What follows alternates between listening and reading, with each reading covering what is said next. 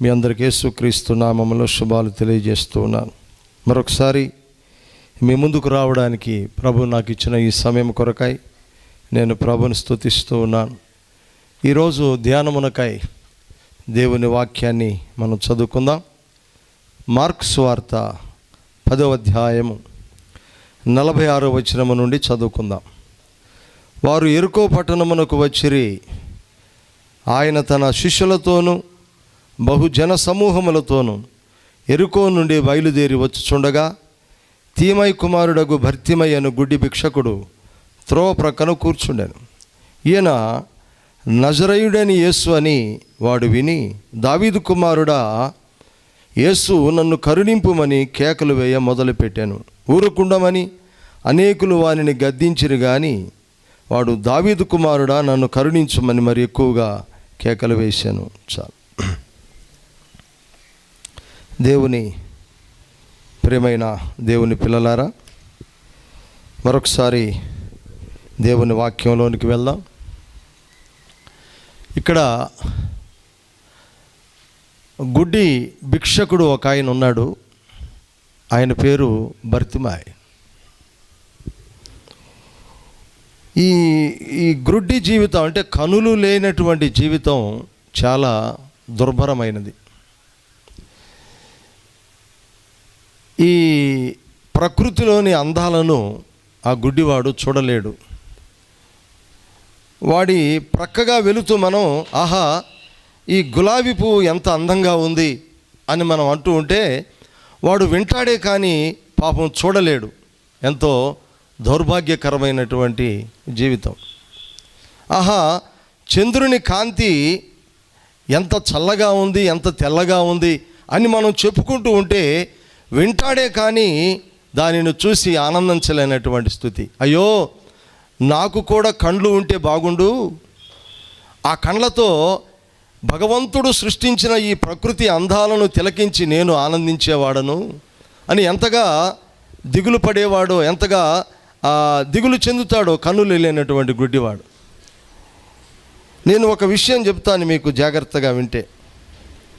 చాలాసార్లు మనందరి జీవితాల్లో వినబడేటువంటి మాట ఏమిటంటే, దేవుడు నాకు ఏం చేశాడు, దేవుడు నాకు ఏ మేలు చేశాడు అని చాలాసార్లు మనం దేవుణ్ణి నిందిస్తూ ఉంటాం, దేవుణ్ణి మనము అడుగుతూ ఉంటాం.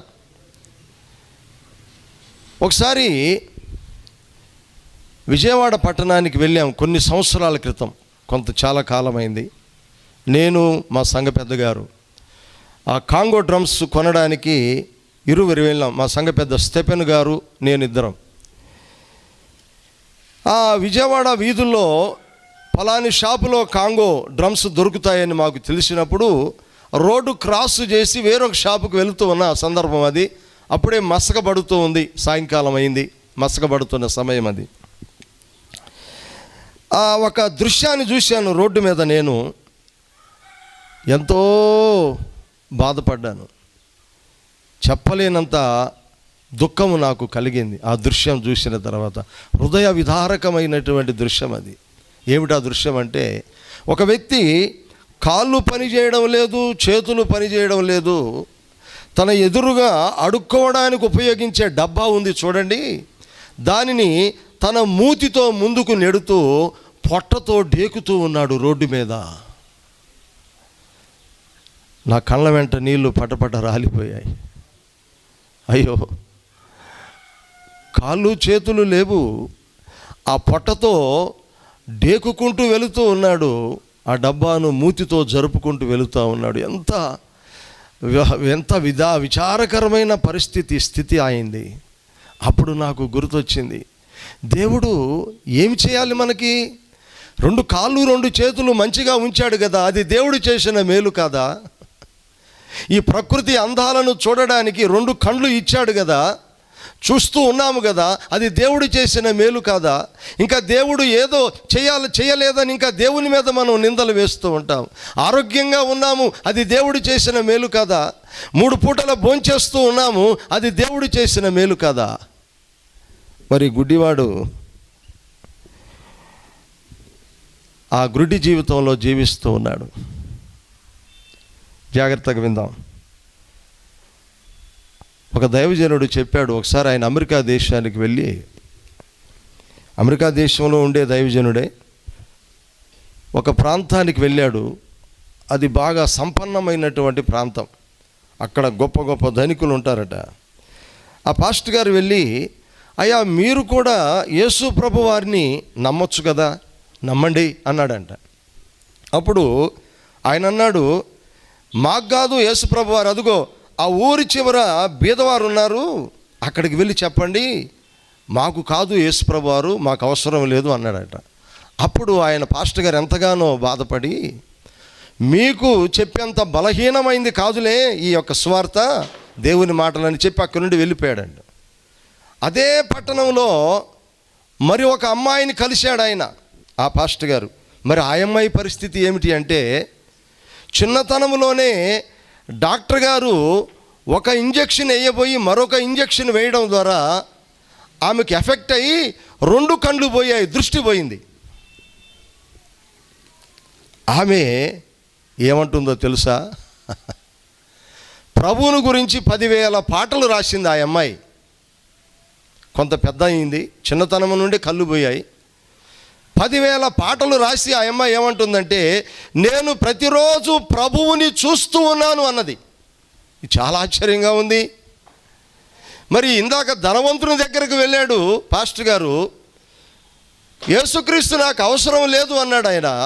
ఇక్కడ ఈ అమ్మాయిని పలకరిస్తే 2 కళ్ళు లేని అమ్మాయి, నేను ప్రతిరోజు ప్రభువుని చూస్తూ ఉన్నాను అన్నది. మరి ఇంతకు ఎవరు గుడ్డి వాళ్ళు? బాగా చూడడానికి 2 కళ్ళు ఉండి ధన సంపన్నుడైనటువంటి ఆ ధనవంతుడు గుడ్డివాడా? 2 కళ్ళు లేకపోయినా నేను ప్రభువుని చూస్తూ ఉన్నానని చెప్పింది చూడు, ఆమె గుడ్డిదా? ఎవరు గుడ్డివారు? కళ్ళుండి కూడా చూడలేని వారే గుడ్డివారు. వాక్యం చెబుతా ఉంది, మీరు కళ్ళుండి కానరు, చెవులుండి వినరు, హృదయం ఉండి గ్రహించరు ప్రభు అన్నాడు. కళ్ళున్నాయి మీకు కానీ చూడలేకపోతూ ఉన్నారు, చెవులున్నాయి కానీ వినలేకపోతూ ఉన్నారు, హృదయం ఉంది కానీ గ్రహించలేకపోతూ ఉన్నారు. ఆ ఇద్దరు సన్నివేశాన్ని విన్నప్పుడు నేను ఎంతగానో ఆశ్చర్యపోయాను.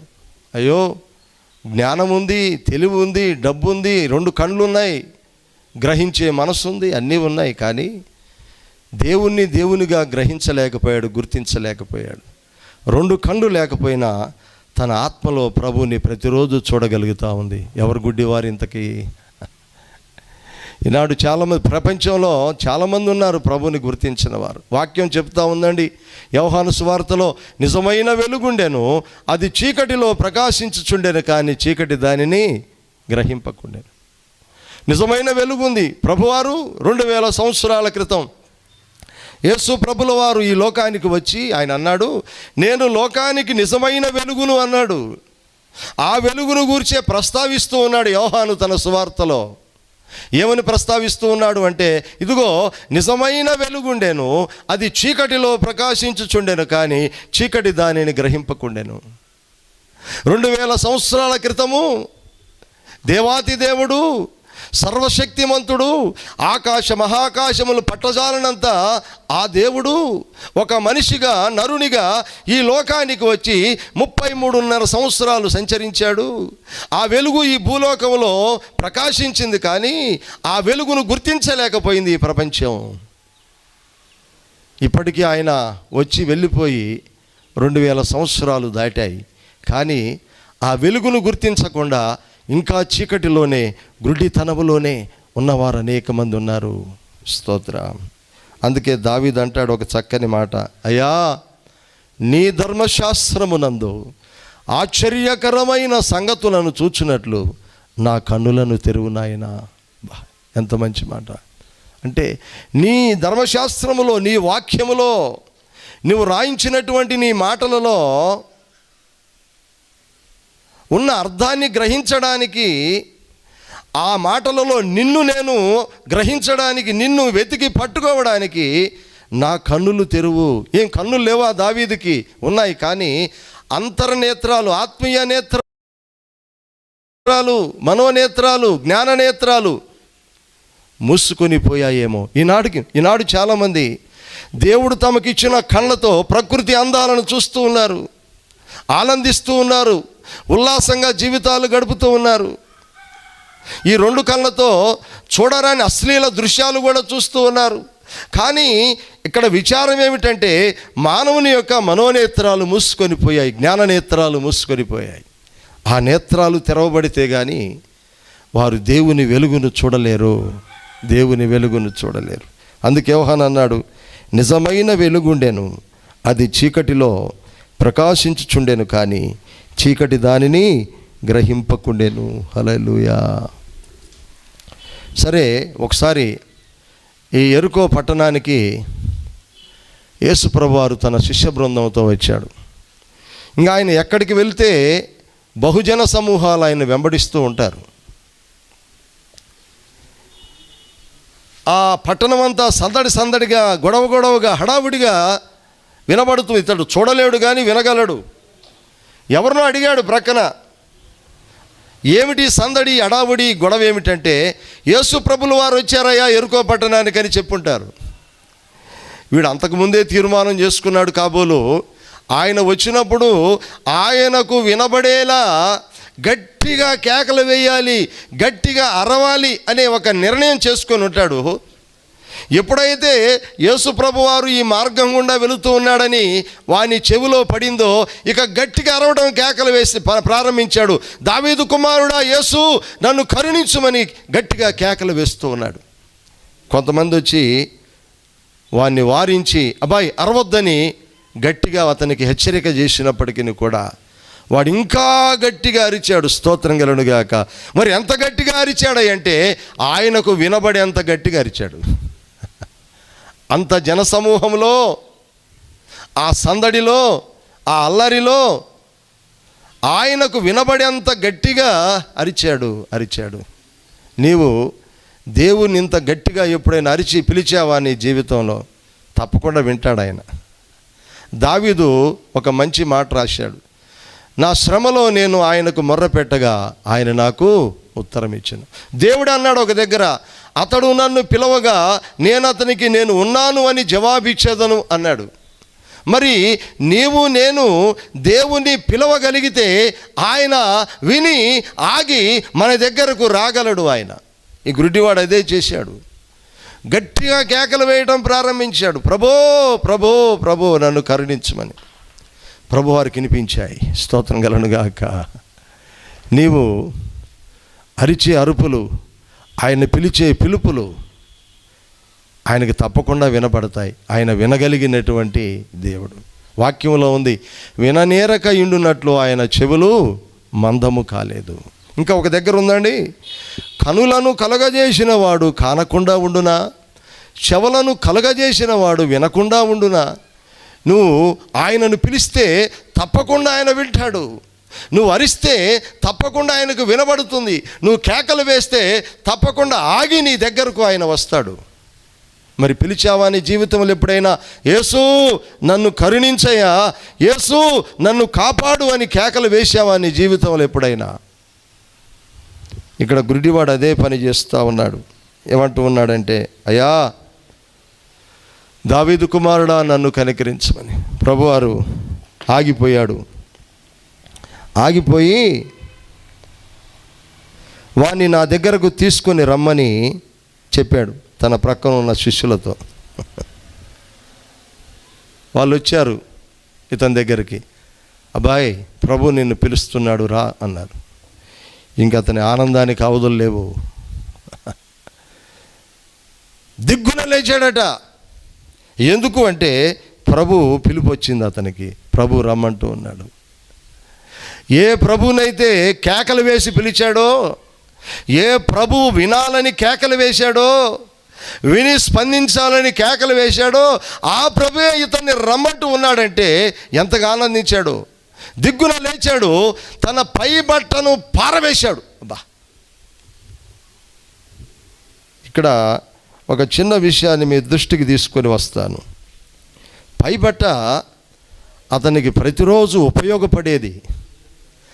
ఈ పైబట్టను పరచి ఆ భిక్షం అడుగుతూ ఉంటాడు. వేసేవారు ఆ పై బట్టలో వేస్తూ ఉంటారు. ఇప్పుడు ఆ పై బట్ట అతనికి జీవనాధారం. ప్రతిరోజు దాన్ని ఆధారం చేసుకొని ఇతడు భిక్షం అడుక్కుంటూ ఉన్నాడు. మరి ప్రభువారు పిలిచాడు అనగానే ఆ జీవనాధారమైన ఆ పై బట్టని ఎందుకు పడవేశాడు? చాలా ఆశ్చర్యంగా లేదు? మరి అది పడవేస్తే ఎట్లా? దాని మీదనే కదా భిక్షం వేసేది ప్రజలు. మరి దాన్ని తీసి పాడవేశాడేమిటి? ఇక్కడ ఒక విషయాన్ని మనం గ్రహించాలి. ప్రభువు నన్ను పిలిచాడు, ఇక దానితో నాకు పని లేదు. హల్లెలూయా, స్తోత్రం. ప్రభు పిలిచిన తర్వాత ఇక పై బట్టతో పని ఏమిటి? నాకు ప్రభుతో పని. ప్రభువుకు నా పరిస్థితి తెలుసు, నేను ఎవరినో తెలుసు, ఆయన సహాయం చేస్తాడని తెలుసు, ఆయన సమర్థుడని తెలుసు. అందుకే ఈ గుడ్డివాడు ఆ పై బట్టను ప్రతిరోజు దేన్నైతే ఆధారం చేసుకుంటూ ఉన్నాడో దాన్ని తీసి అవతల వేశాడు. ఎందుకంటే ఆ ప్రభువారు నన్ను పిలిచాడు, ఇక ఆయనే చూసుకుంటాడని. ఎంత ఆశ్చర్యం! ప్రభు నామానికి స్తోత్రం. ప్రభు ఎంత గొప్పవాడు అంటే ఆయన నీ జీవితాన్ని మలచగలడు, నీ జీవితాన్ని ఆశీర్వాదించగలడు, నీ జీవితంలో ఒక గొప్ప స్థితిని నీకు కలగజేయగలడు. ఒక చిన్న విషయం చెప్తాను మీకు. దావీదు అనేటువంటి ఒక వ్యక్తి ఉన్నాడు బైబిల్లో. ఎవరంటే ఆయన సామాన్యుడు. యెషై సంతానంలో కడపటివాడు, చివరివాడు, కనిష్ఠుడు, ఎన్నిక లేనివాడు. అయితే ఆయనను దేవుడు ఎన్నిక చేసుకొని ఎంతటి వాణ్ణి చేశాడో తెలుసా?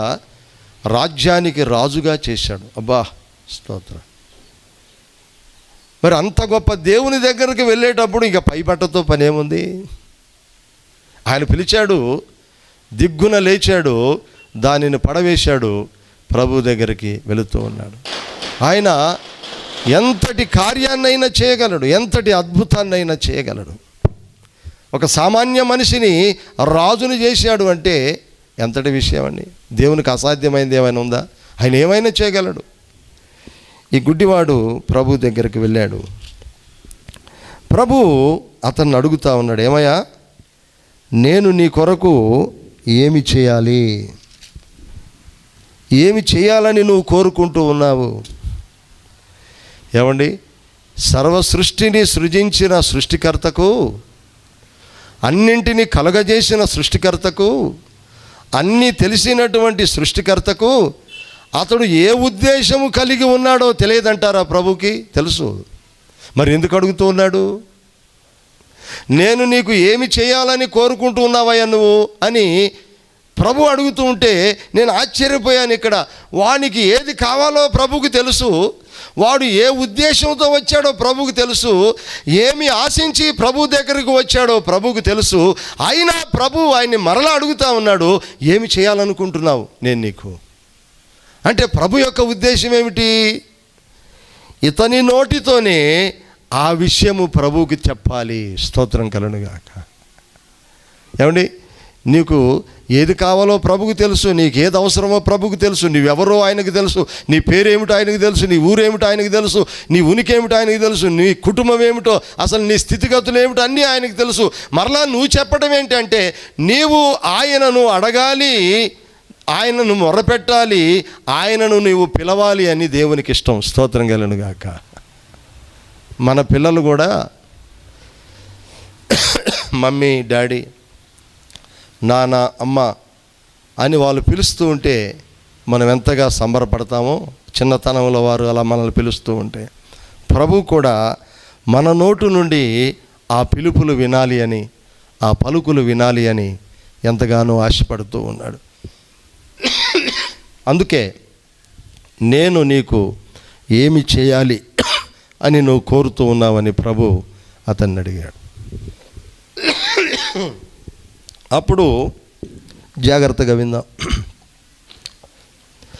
బోధకుడా, నాకు దృష్టిని కలుగ చేయమని ఆయనతో అనెను. మరి ఏం కోరుకున్నాడు ఇతను? ఇక్కడ ఒక చిన్న విషయాన్ని మనం తప్పకుండా పరిశీలన చేయాలి. ఆలోచన చేయండి. నాకు చూపును ప్రసాదించు నాయన అనలేదు ఇతను. చూపు అంటే చూసేదానిని చూపు అన్నారు. మరి దృష్టి అంటే ఏమిటో తెలుసా? మనం దేని మీద అయితే నిలుపుతామో మన మనసుని దానిని దృష్టి అంటారు. మరి ఇతడు ఏమి కోరుకున్నాడు అంటే, అయ్యా నాకు 2 కళ్ళు లేవు, నాకు చూపును ప్రసాదించు అనడానికి బదులుగా ఒక అద్భుతమైన పదాన్ని వాడాడు. తప్పకుండా ఈ పదానికి అర్థం ఉంది. ఏం కోరాడు అంటే, నాకు దృష్టిని ప్రసాదించు అన్నాడు.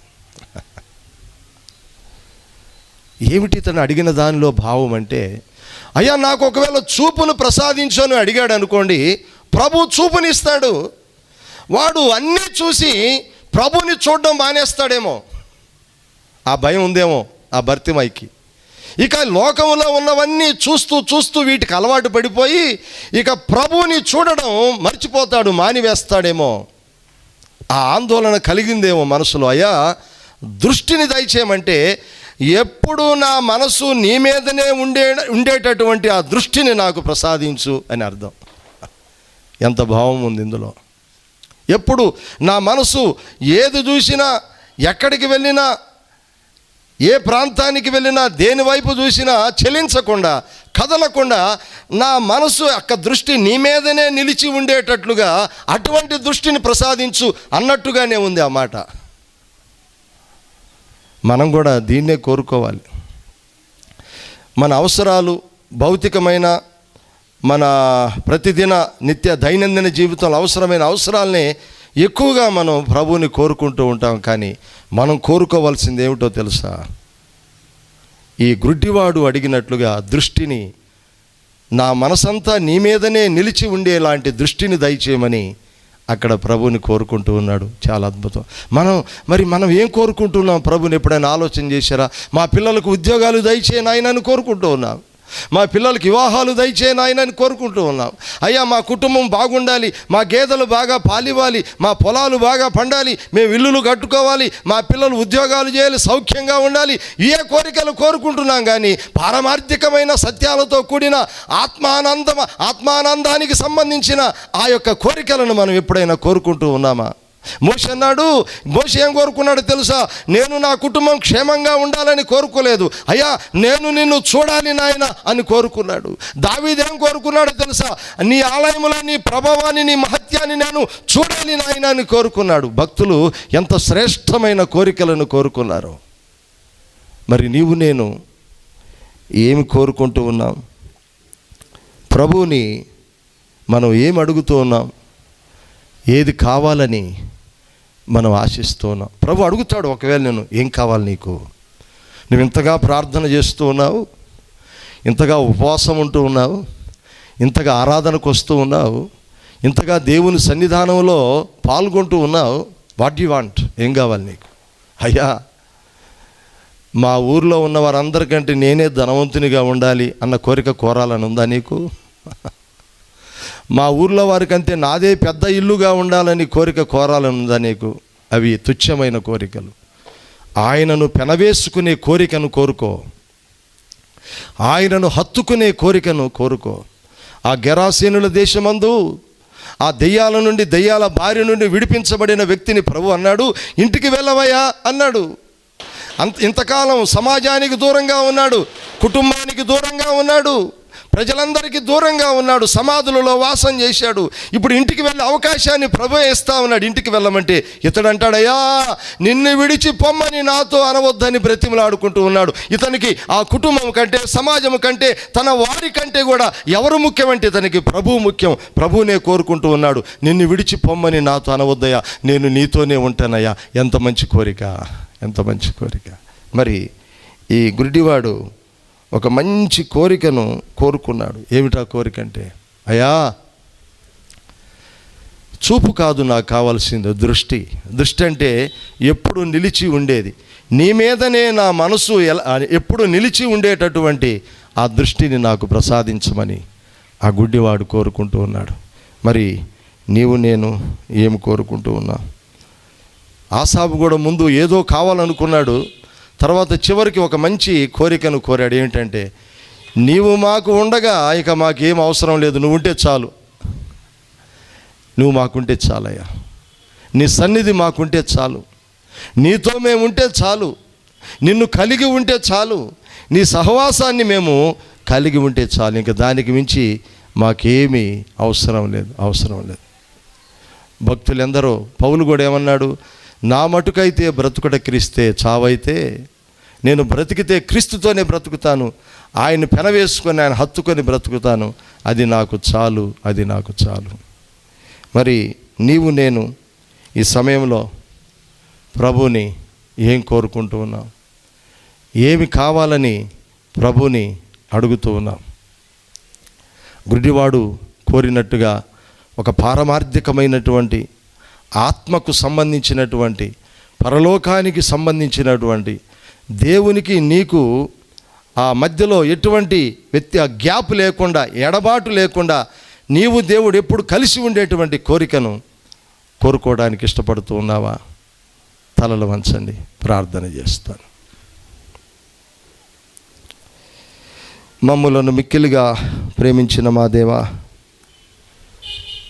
ఈ సమయంలో మరొకసారి మీ పాద సన్నిధికి వస్తూ ఉన్నా.